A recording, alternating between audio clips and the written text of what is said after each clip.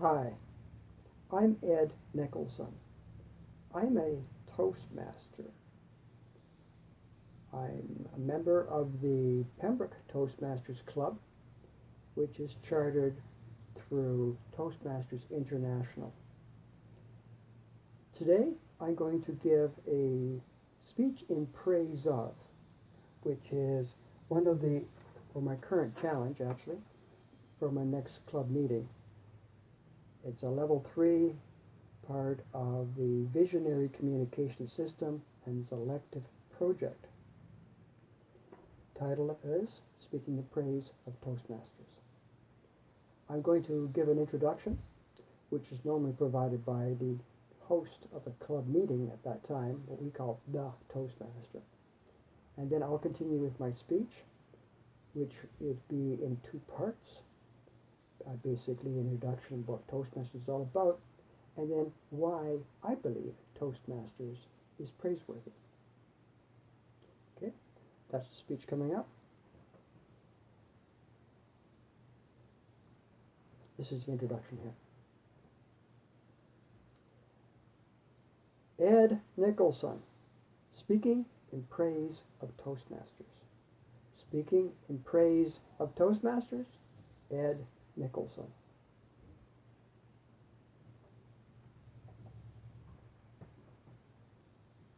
So why am I speaking in praise of Toastmasters? Mr. Toastmaster, fellow Toastmaster, most welcome guests. Toastmasters is a volunteer organization that helps their members become better public speakers and effective leaders. Why was this important? Well, I'll explain that in a moment, but a little bit more what Toastmasters is all about. It's not only a self-help group, but it's a whole organization complete with a system of training, communications, and manuals and websites and all the sort of paraphernalia that you can think of that's really useful and helpful for people who cannot public speak or have trouble with leadership opportunities to become better public speakers. So I'll tell you my story now as to how this happened with me. Many years ago, when my home club was being organized, a lot of the people I worked with are talking among themselves, all excited like, about how Toastmasters was help all the people we worked with, help the whole company in terms of becoming more cohesive, more able to communicate, and of course, where the leadership was required to be more effective at it. Now, at the time, I was terrified of public speaking, so I had the misconception that Toastmasters was nothing but a bunch of terrorists who would prop victims like me up in front of huge crowds and make them sweat blood. Needless to say, I stayed away from that. I did nothing to do with that.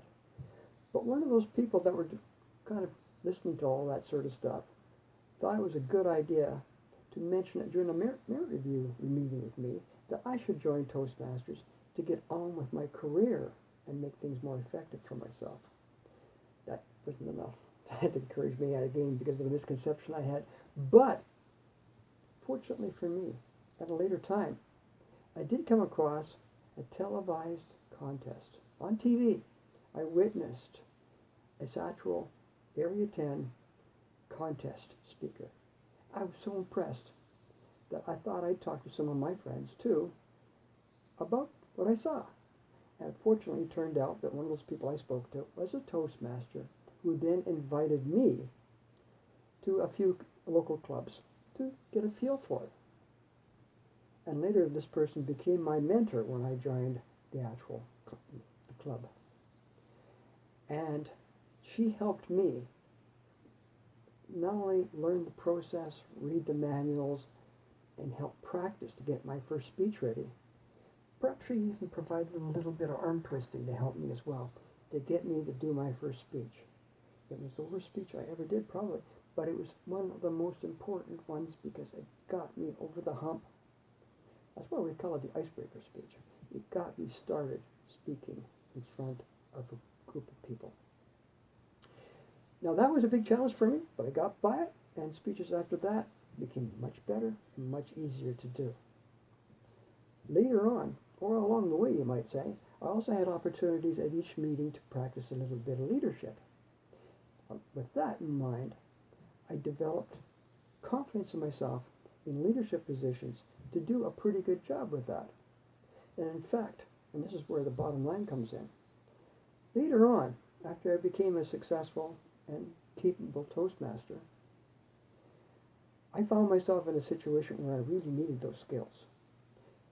The job I was in, the whole project was canceled. So I suddenly found myself competing with a lot of other people for the few remaining jobs that were still possible for us to get. Since I was a Toastmaster, since I had skills in communicating, I had leadership skills, I was able to go beyond the limitations of that job opportunity and get myself a good job that turned out to be a terrific job opportunity for me. Now, I wouldn't have got that if it hadn't have been for Toastmasters. So, in conclusion, I have praise, and I speak in praise of Toastmasters. Mr. Toastmaster.